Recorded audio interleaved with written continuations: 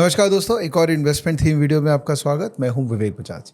दोस्तों, शेयर बाजार में पार्टिसिपेट करने का एक बहुत he tried and tested formula है जो कि हिस्टोरिकली वर्क किया है और करता रहेगा।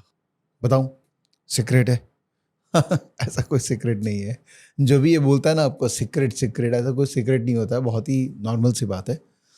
कोई भी प्रोडक्ट अगर आप यूज़ करते हैं या आप एक्सपीरियंस करते हैं या आप ऑब्जर्व करते हैं, यूज़ और एक्सपीरियंस या ऑब्जर्व, और आपको लगता हो कि यार बहुत आदमी लोग इस प्रोडक्ट को कंज्यूम कर रहे हैं, तो definitely there is something there which makes you believe कि यार इसके अंदर में पोटेंशियल है ना। जब सपोज कोई एक दुकान है, वहाँ भीड़ है, तो आपको लगता है अरे कितना पैसा कमा रहा है। या आप कभी हॉस्पिटल गए, हॉस्पिटल में जब आपको भीड़ नज़र आती है तो दुख तो होता है कि अरे लोग बीमार हैं, लेकिन साथ साथ में ये भी लगता है ना कि ये हॉस्पिटल वाला कितना पैसा कमा रहा है, राइट। और अगर सपोज आपको हॉस्पिटल जाना पड़ जाए, खुदा ना खास्ता कभी ऐसा हो, बट कभी आपको जाना पड़ जाए और हज़ारों के बिल या लाखों के बिल आ जाए, तो आपको क्या लगेगा? कितना पैसा चला गया, ये सोच तो आएगी ना। हाँ, तो एक तरीका है पैसा बनाने का शेयर बाजार का, और आप कहीं लिख लीजिए। ये तरीका बड़ा सिंपल है। अगर कोई भी आप प्रोडक्ट खरीदते हैं और आप उससे सेटिस्फाई हैं, या आपको लगता है कि यार ये तो मेरे जीवन का पार्ट बन गया है, चाहे आप सेटिस्फाई हैं ना हो। जैसे दवाइयाँ हैं, अब आप खरीद लिया, आपको तो खाना ही पड़ेगा, चाहे मतलब रेगुलर दवाइयाँ हो गई, जैसे ब्लड प्रेशर की दवाइयाँ या थायराइड की दवाइयाँ, वटएवर। अगर वो आपके जीवन का पार्ट बन गया, वेदर यू लाइक इट और नॉट, देन ऑब्वियसली वो जो खर्चा आप कर रहे हैं, वो खर्चा को निकालना भी तो पड़ेगा। बेस्ट तरीका क्या पता है? सपोज आपने हॉस्पिटल में एंट्री मारी, आपके 10,000 रुपये लग गए, ठीक है। 10,000 इंटू सर्टेन वैल्यू, अब वो पैरामीटर कुछ भी हो सकता है, वो multiplier can be 5, 10, 20 depending upon how much you are willing to invest. तो वो जो हॉस्पिटल चेन है जिसमें आपने ट्रीटमेंट करवाया, और अगर आप सेटिस्फाइड हैं, तो 10,000 मल्टीप्लाइड बाई 10, 1,00,000 रुपया उस हॉस्पिटल चेन के स्टॉक में डाल दीजिए। हाँ, और ये काम अपने डिसिप्लिन का पार्ट बना दीजिए कि जब जब आप कुछ भी कंज्यूम करेंगे, अगर आप उससे सेटिस्फाई हैं, तो अगर उस प्रोडक्ट की कंपनी लिस्टेड है, तो वहां जाके आप into 5, into 10, into 20, whatever multiplier you want to use, आप इन्वेस्ट कर देंगे और भूल जाएंगे। बिकॉज अगर आप किसी प्रोडक्ट से सेटिस्फाई हैं और वो कंपनी लिस्टेड है, तो आप मान लीजिए ना कि बहुत लोग ही सेटिस्फाई होंगे, और इवेंचुअली उस सेटिस्फैक्शन का रिफ्लेक्शन स्टॉक प्राइस पे हो जाएगा। बहुत सिंपल है, वर्क करता है, ट्राई करके देखिए। तो क्योंकि हम लोग हॉस्पिटल की बात कर रहे हैं, आज के इन्वेस्टमेंट थीम पे हम लोग हॉस्पिटल्स की बात करेंगे, हेल्थ केयर पे बात करेंगे। और बड़ा इंटरेस्टिंग रिपोर्ट एक मिला, बहुत ही रेपुटेड ब्रोकिंग फर्म है CLSA, उनका रिपोर्ट हमको मिला। देखिए, रिपोर्ट मिलते रहते हैं इंटरनेट पे, इधर उधर चारों तरफ ढूंढेंगे तो मिल जाएंगे। तो उनका रिपोर्ट पे हमने जब पढ़ा तो बहुत इंटरेस्टिंग बातें उसमें ऑब्जर्व की। तो ये पूरा जो वीडियो है, ये उन CLSA डेडिकेटेड टीम जो मेंबर है उनको डेडिकेट करता हूँ। थैंक यू सो मच इतना प्यारा रिपोर्ट बनाने के लिए। और ऑब्वियसली मेरी टीम तो है ही जो मेहनत कर रही है। तो हॉस्पिटल्स के बारे में आज बात करेंगे, और कैसे हॉस्पिटल स्टॉक्स को इवैल्यूएट करें और कैसे उनमें ट्रेड करें, विच इज़ आवर कोर कि doing momentum investing in investment themes where we have conviction. आप मेरे साथ है ना? ये इन्वेस्टमेंट थीम वाला पूरा सीरीज के साथ है ना? नहीं है, पहली बार जुड़े हैं, तो ये थीम का पूरा प्लेलिस्ट आपको इस वीडियो के नीचे मिल जाएगा। आई थिंक 25 और मैं कर चुका हूँ, और बहुत करने वाला हूँ, बिकॉज मुझे बहुत मज़ा आ रहा है, एंड आई एम श्योर जो मेरे साथ जुड़े हैं उनको तो बहुत ही मज़ा आ रहा होगा। ठीक है, चलो PPT मेरे सामने, मैं आपके सामने। चलिए, हॉस्पिटल्स। तो इंडिया का जो पूरा हेल्थ केयर सेक्टर है, हेल्थ केयर मतलब फार्मा नहीं, हेल्थ केयर, फार्मा मतलब हो गया दवाइयाँ, फार्मास्यूटिकल्स।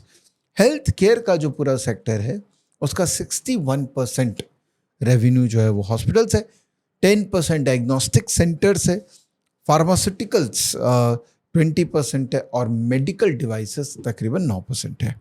ठीक है, अगर इंडिया का परसेंटेज स्पेंडिंग वीजा वीज GDP देखे इन हेल्थ केयर, तो वो करीबन 3% है खाली इंडिया में, वेयर जो US के अंदर में 17% है, जर्मनी में 13% है, UK में 11% है, मलेशिया के अंदर में 4% है। तो इंडिया का एक्चुअली बेस था वो अभी भी लो है। तो इसका मतलब हेल्थ केयर पे spending as a percentage of GDP हमारा बढ़ेगा, राइट? और जैसे जैसे जीडीपी बढ़ेगा, अगर परसेंटेज भी बढ़ेगा, तो in terms of value health care पे स्पेंडिंग इंडिया में बढ़ती जाएगी।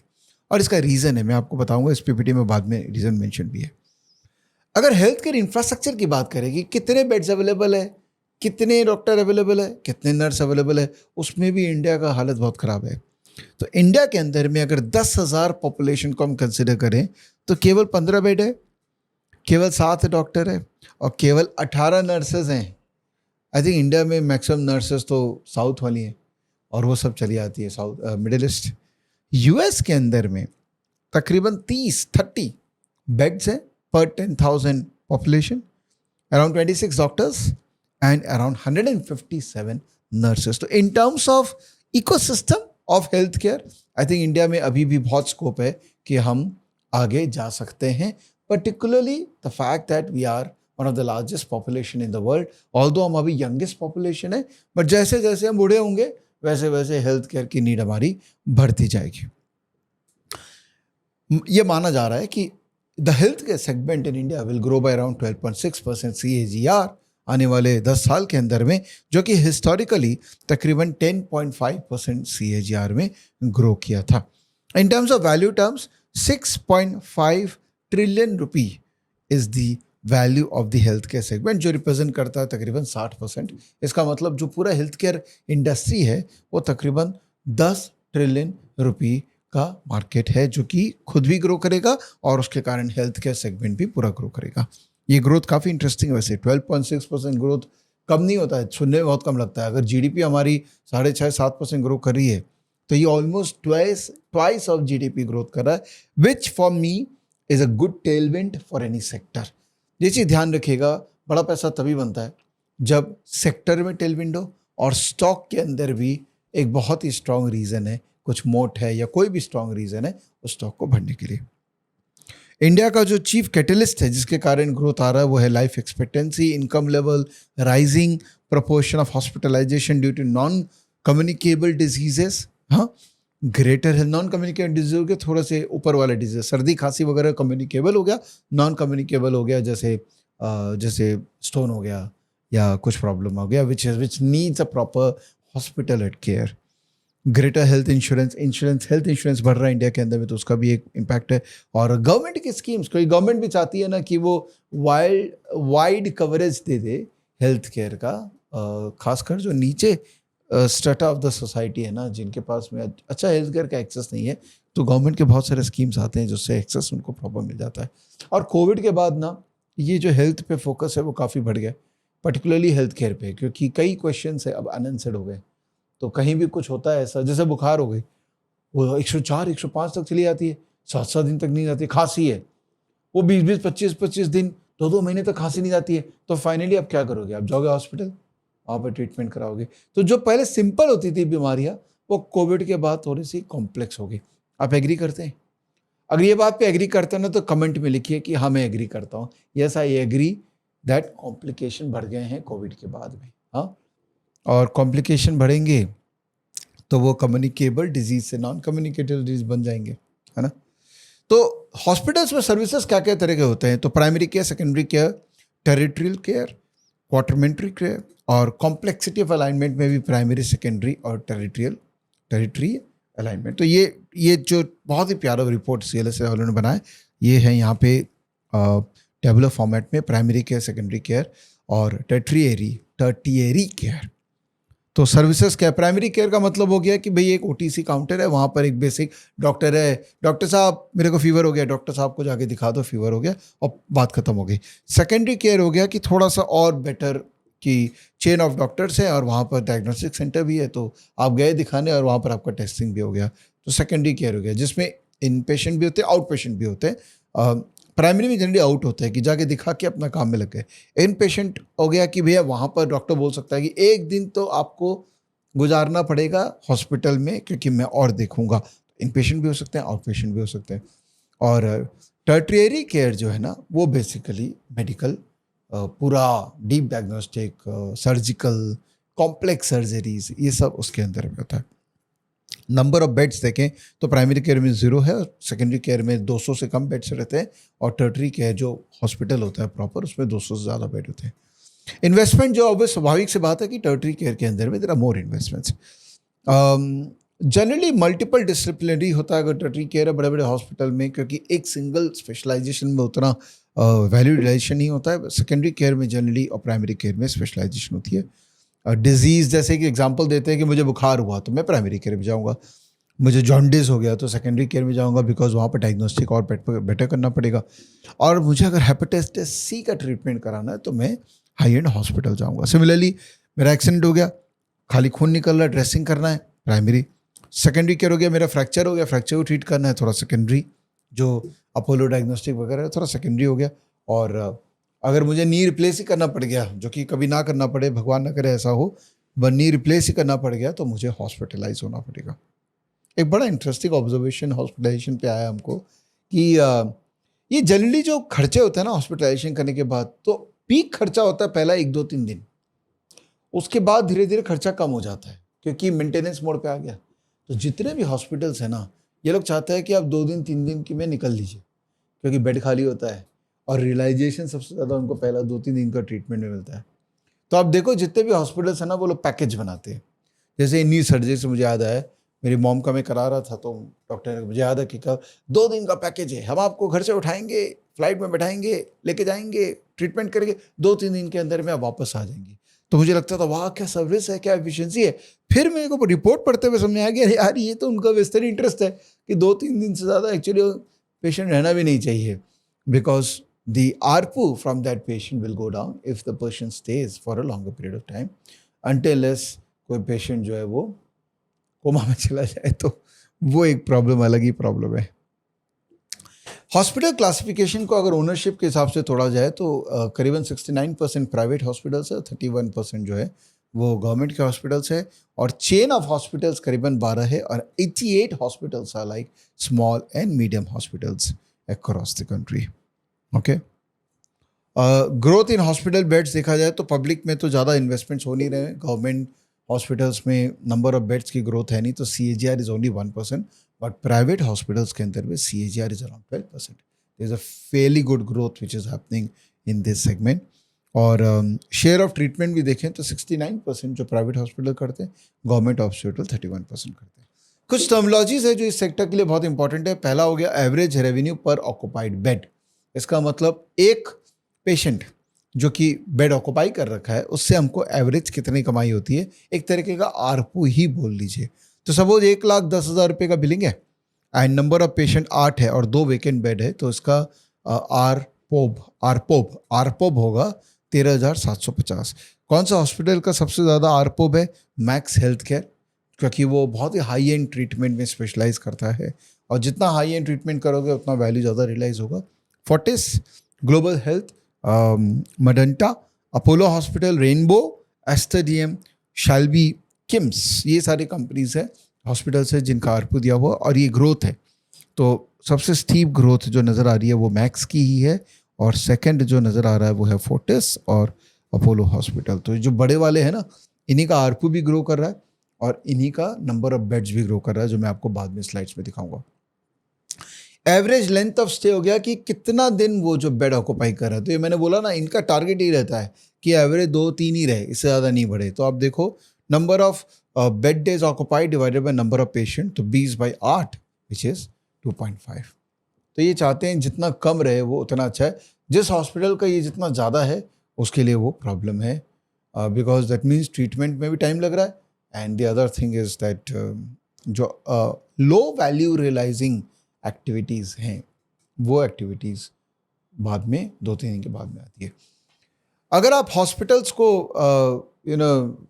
ओवरऑल देखो, उसका एनालिसिस करो, तो generally the method to analyse hospitals is EV by EBITDA, enterprise value by EBITDA, because capex बहुत होते रहते हैं इसमें कॉन्स्टेंटली, तो EV EBITDA is the right way.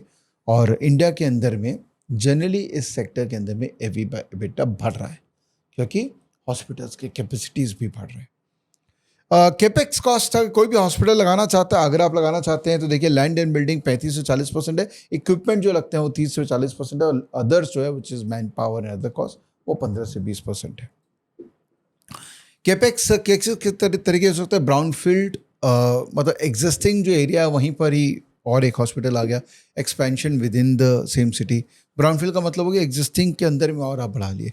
Cheap M मतलब सस्ता हॉस्पिटल मिल रहा था उसको खरीद लिए। ग्रीनफील्ड, एग्जिस्टिंग एरिया में कोई नया ही हॉस्पिटल मैंने क्रिएट कर दिया। And greenfield in the new city, मतलब नए शहर में जाके मैंने ग्रीनफील्ड प्रोजेक्ट पूरा कंप्लीट किया है, which is very painful exercise. तो top hospital chain with number of beds में सबसे बड़ा करंट बेड कैपेसिटी के हिसाब से देखें तो सबसे बड़ा जो है वो अपोलो है, इन terms of number of beds 9,500। और ग्रोथ टाइम से पॉइंट ऑफ व्यू से देखेंगे कि बेड कैपेसिटी किसके सबसे ज़्यादा बढ़ रही है, वो है max hospitals which has huge expansion plans. ये लिस्टेड कंपनीज है सारी, जैसे अनलिस्टेड के अंदर में भी कुछ कंपनीज है, तो अदर्स के अंदर में देखिए नंबर बहुत बड़ा दिख रहा है, बिकॉज उसमें आपके मणिपाल और ये सब भी आ जाते हैं, तो अदर्स भी काफ़ी बड़ा है। बट लिस्टेड के अंदर में देखा जाए तो सबसे बड़ा हॉस्पिटल चेन अपोलो हॉस्पिटल, और सबसे फास्ट सबसे ज़्यादा ग्रोइंग हो गया मैक्स। तो हर हॉस्पिटल का एक एरिया और स्पेशलाइजेशन होता है। जैसे फॉर एग्जांपल नारायणा, इनका स्पेशलाइजेशन है कि ये low cost effective value for money treatment में बिलीव करते हैं। जैसे शेल्बी है, वो टीयर 2 टीयर 3 सिटीज़ में एक्सपैंड करता है। एस्टर अपोलो हॉस्पिटल जो है वो टीयर 1 में भी है और मेट्रो सिटीज़ में ज़्यादा है। तो हर हॉस्पिटल का एक डोमेन इन्होंने इस्टेब्लिश कर रखा है। ग्राफिकल मिक्स देखें तो ईस्ट के अंदर में मैं हूँ, तो ईस्ट के अंदर में मैं आपको बता देता हूँ कि सबसे प्रेजेंस जो है वो है एक अपोलो का प्रेजेंस है और मेदांता का है। और अगर आप नॉर्थ में हैं तो मैक्स का प्रेजेंस है। Actually Apollo is present in all the 4 corner of our country including Fortis. And अगर मैं साउथ की बात करूँ तो किम्स जो है साउथ और वेस्ट में, तो ऐसा कहा ना हर हॉस्पिटल, बड़े चेन देखोगे तो अपोलो और फोर्टिस है, और अगर रीजनल चेन देखोगे तो ये इन्होंने एक अपना डोमेन इस्टेब्लिश कर रखा है। लोग ट्रैवल करते हैं from here to there, people travel. ये एक इंटरेस्टिंग स्लाइड है, ये बताता है कि कौन सा हॉस्पिटल का क्या इन टर्म्स ऑफ केपेक्स क्या स्ट्रैटेजी है। तो जैसे शालबाई जो है वो हॉस्पिटल एसेट लाइट है, तो वो खुद नहीं इन्वेस्ट करता है, वो लोगों से इन्वेस्ट करवाता है और उनको आरओई देता है। बट अगर आप देखोगे रेनबो, वो खुद इन्वेस्ट करता है। जुपिटर लाइफलाइन खुद इन्वेस्ट करता है। अपोलो हॉस्पिटल मिक्स है। नारायणा खुद इन्वेस्ट करता है। तो different organisations, hospitals have different business model. सही गलत वो बताना मुश्किल है। एसेट लाइट होने का फ़ायदा ये है कि आप बहुत रैपिड एक्सपेंशन कर सकते हैं, but dependency on other people is also very high and when you don't have your own asset. ये वही वाला स्लाइड है जो वापस से मैंने यहाँ पर दिखा दिया कि इंडिया के अंदर में भी पेनिट्रेशन बहुत कम है, रशिया के अंदर में काफ़ी हाई है, यूएस में काफ़ी हाई है, यूके भी स्टिल बेटर है, चाइना भी हमसे बेटर है। तो इंडिया के अंदर में there will be a stage when there will be huge demand. और क्यों डिमांड होगा? इस स्लाइड के कारण डिमांड होगा कि लाइफ एक्सपेक्टेंसी जो है वो मोटा मोटी बढ़ती जा रही है। हम लोग सब जल्दी नहीं जाएंगे, हम लोग बहुत टाइम लगेंगे जाने में। 75 साल हो जाएगा लाइफ एक्सपेक्टेंसी, और 50 साल के ऊपर वाले जो एज वाले लोग हैं वो बढ़ने वाले हैं। तो अभी वो मतलब कम लोग हैं, तकरीबन 19% लोग हैं, ये धीरे धीरे 30% हो जाएगा। इनफैक्ट मैं भी ऑब्जर्व कर रहा था कि 15 साल बाद तो मैं भी 60 का हो जाऊंगा। तो that's quite a scary thought. अच्छा, urbanisation is also leading to more lifestyle diseases. तो जैसे मैंने कहा ना, एक कम्युनिकेबल डिजीज होते हैं सर्दी खांसी वगैरह, नॉन कम्युनिकेबल डिजीज है जो थोड़े कॉम्प्लेक्स हो गए, और इंजरीज की अचानक से एक्सीडेंट हो गया तो उसका तो ट्रीटमेंट हॉस्पिटल में ही होगा, तो घर पे बैठ के ट्रीटमेंट नहीं हो सकता। तो धीरे धीरे क्या हो रहा है, नॉन कम्युनिकेबल डिजीजेस ना बढ़ते जा रहे हैं। डायबिटिक, शुगर, ये सब नॉन कम्युनिकेबल है। 73% जो है कंट्रीब्यूशन मार्केट शेयर उनका हो जाएगा, market share of non communicable diseases. Rise of health insurance एक बहुत बड़ा कैटलिस्ट है कि जैसे जैसे Policybazaars of the world they will keep on penetrating, reaching to masses, you will see more and more people taking health insurance. और एक बार इंश्योरेंस कवर मिल गया तो फिर everyone are more comfortable visiting hospital even for smaller issues. कि मेरे को 2 दिन से पेट दर्द हो रहा है, क्या करूं? हॉस्पिटलाइज हो जाओ। एक तो मेंटल सेफ्टी दिखता है ना कि हॉस्पिटल में जाएंगे तो ट्रीटमेंट हो जाएगा, जो कि पहले 5-5 दिन तक हम लोग कुछ नहीं करते थे, ठीक हो जाएगा ठीक हो जाएगा। अब हम थोड़ा कॉन्शियस हो गए हैं इसके प्रति, बिकॉज हमारे पास में लाइफ इंश्योरेंस, हेल्थ इंश्योरेंस है। तो पता है कि पैसा जो है वो अल्टीमेटली इंश्योरेंस कंपनी को देना पड़ेगा. That is a big catalyst. और गवर्नमेंट के जो नए नए स्कीम्स है, गवर्नमेंट जो इन्वेस्ट कर रही है, उसका भी एक बहुत बड़ा रोल है. क्योंकि अभी लार्जली क्या हो रहा है, गवर्नमेंट स्कीम्स धीरे धीरे ग्रो कर रही है, प्राइवेट इंश्योरेंस ग्रो कर रहा है, उसके कारण ओवरऑल इंडस्ट्री के अंदर में ग्रोथ दिख रहा है. मेडिकल टूरिज्म बहुत ज़बरदस्त है इंडिया के अंदर में. रीज़न है कि इंडिया में सस्ता है relative to countries like US, Korea. ये देखिए, ये डेटा बड़ा इंटरेस्टिंग है. एक मेडिकल ट्रीटमेंट कराओगे अगर आप यूएस में तो $50,000 लगता है हिप रिप्लेसमेंट में, जो कि इंडिया में $7,000 में हो जाता है. मेनली क्या है, ये countries like Bangladesh, Iraq, Afghanistan, इन सब से लोग आते हैं यहाँ पर ट्रीटमेंट कराने, बिकॉज सस्ता पड़ता है. और बांग्लादेश के तो शायद कुछ लोग जो ट्रीटमेंट कराने आते हैं वो रह भी जाते हैं यहाँ पे. ये छोड़ देते हैं topic, it's a very sensitive topic. India is emerging as a major medical tourist destination. अगर आप देखिए, ये ग्रोथ है. कोविड में ग्रोथ ऑब्वियसली कम हुआ था, बट वापस से वो पिकअप कर गया है. And already we have reached the level where it was pre Covid.